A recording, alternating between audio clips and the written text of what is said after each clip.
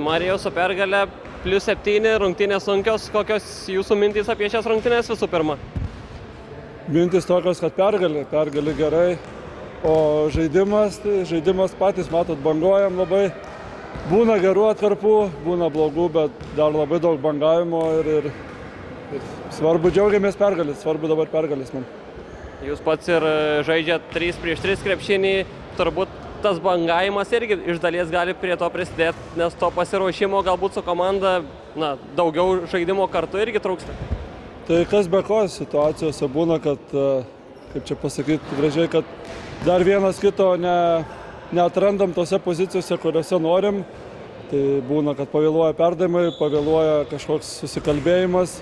Iš to mes praleidžiam lengvus taškus, kurių, manau, sezono eigoje nebeliks tokių ir tai mums bus didelis pranašumas, manau. Mes dabar sugebam laimėti dar taip žaisdami, o antroji sezono pusė, jeigu dar susižaisim ir atimsim tuos lengvus taškus, kurie atsiranda per mūsų nesusikalbėjimą, tai, manau, bus neblogi rezultatai.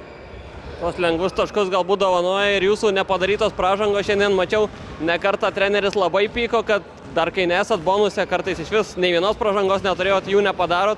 Tai čia irgi turbūt dar ta viena detalė, kurią reikėtų pagerinti. Kas be ko, čia garsus treneris Jasikevičius turbūt išprotėtų. Jam čia viena svarbiausių taisyklių, tai reikėtų šitą irgi įsispręsti. Nes, sakykime, iki 10 taškų tikrai mes atidavėm. Galim taip įsireikšti, nesubaudavę žmogaus. Ir šiandien jums teko nemažai stumdytis ir su Važau centrais, jie žaidė kartais 2 vidurio puolėjais. Tai kaip galvoji, pavyko susitvarkyti su tais jau aukštesniais žmonėm? Blemba, nemačiau, kiek taškų jie įmetė, bet dabar tai pagalvojus, tai manau, kad visai pavyko. Man pačiam asmeniškai man labiau patinka prieš aukštesnius gintis. Manau, kad vis tiek pavyko, pergalę pasiekėm. Toks mūsų ir tikslas. Po 2 kėlinių buvo įsimetę daugiau 3 taškių nei 2 taškių. Treneris irgi nekartą akcentuodavo, kad kai laisvas reikia mest ir tie varžovai galbūt kiek rizikuoja, ar ne nuo jūsų?